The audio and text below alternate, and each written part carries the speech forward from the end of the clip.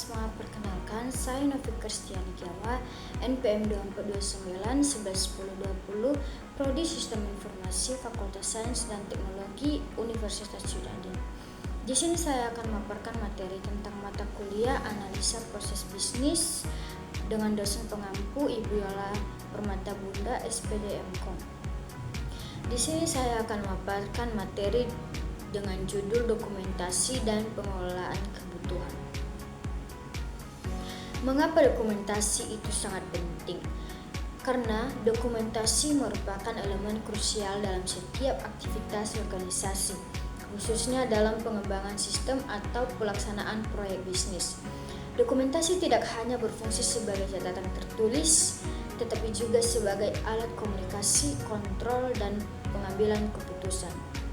Ada beberapa alasan mengapa dokumentasi diperlukan dalam bisnis. Di antaranya, yang pertama, meningkatkan transparansi dan akuntabilitas. Dokumentasi membantu mencatat setiap keputusan, proses, dan kebijakan yang diterapkan dalam perusahaan. Yang kedua, mempermudah kolaborasi dan komunikasi.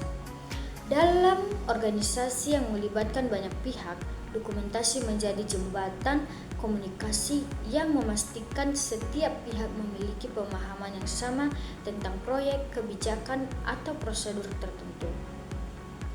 Yang ketiga, mendukung kepatuhan dan legalitas.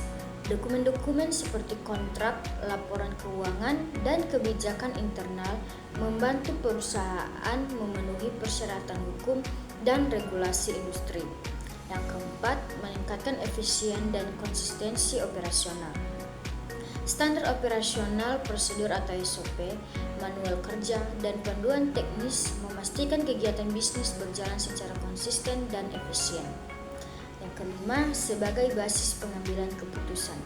Informasi yang terdokumentasi dengan baik menjadi landasan penting bagi manajemen dalam mengambil keputusan strategis, mitigasi risiko, dan manajemen pengetahuan. Dokumentasi menjadi alat penting dalam menjaga pengetahuan organisasi atau organisational knowledge.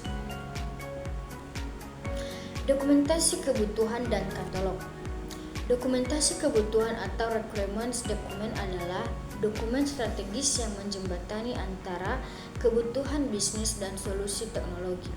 Dokumen ini menggambarkan apa yang dibutuhkan oleh bisnis untuk meningkatkan efisien, menyelesaikan masalah, atau meraih peluang pasar, dan bagaimana sistem yang akan dikembangkan dapat memenuhi kebutuhan tersebut.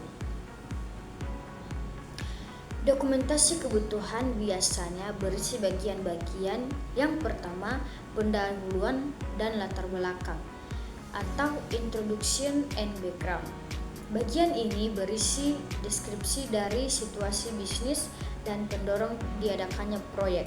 Bagian ini berfungsi untuk mengklarifikasi lingkup dan tujuan pekerjaan serta memastikan bahwa seluruh stakeholder telah mengetahui konteks bisnis dari kebutuhan. Dan yang kedua, model proses bisnis atau business process models.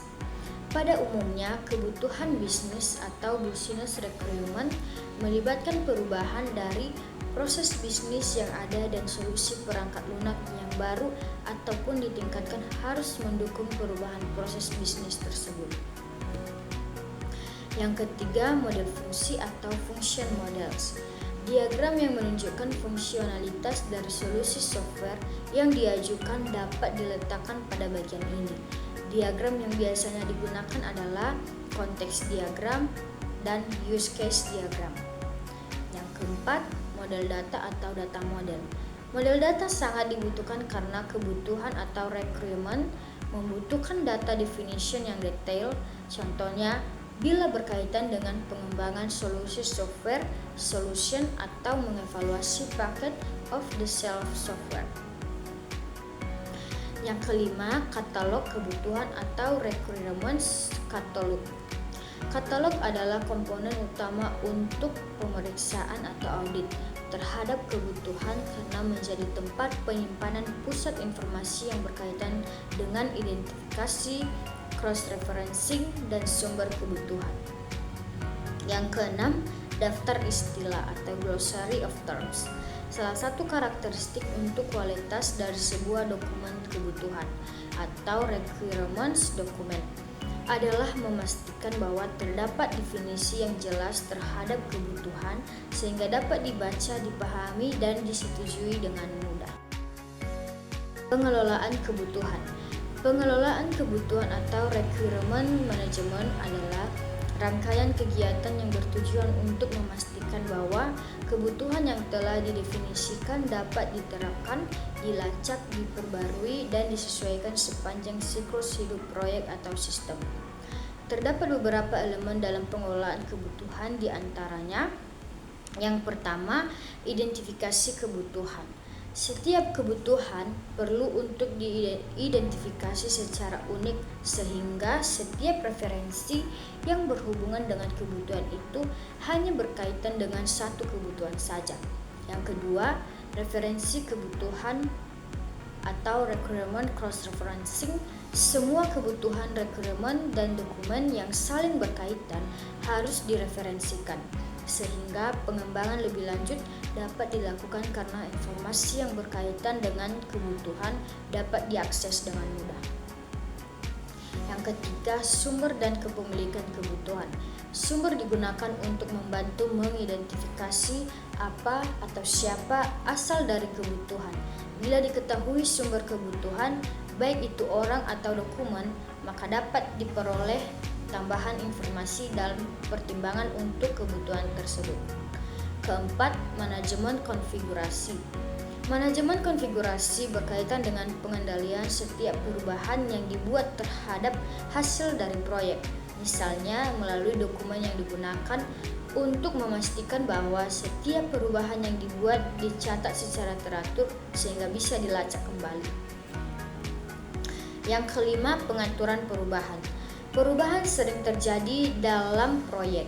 Hal ini mungkin disebabkan oleh faktor eksternal atau perubahan aturan dan hukum atau pengaruh persaingan. Juga mungkin dampak dari perubahan internal atau strategi, kebijakan, atau orang. Akibatnya, setiap kebutuhan mungkin dapat berubah juga selama pengerjaan proyek. Dan yang terakhir, dukungan perangkat lunak. Hampir semua dokumen kebutuhan berisi terlalu banyak kebutuhan yang harus dikelola secara manual. Di dalamnya, daftar referensi, struktur, dan versi. Demikian pemaparan tentang dokumentasi dan pengelolaan kebutuhan. Jika ada kekurangan, saya mohon maaf. Sekian dan terima kasih.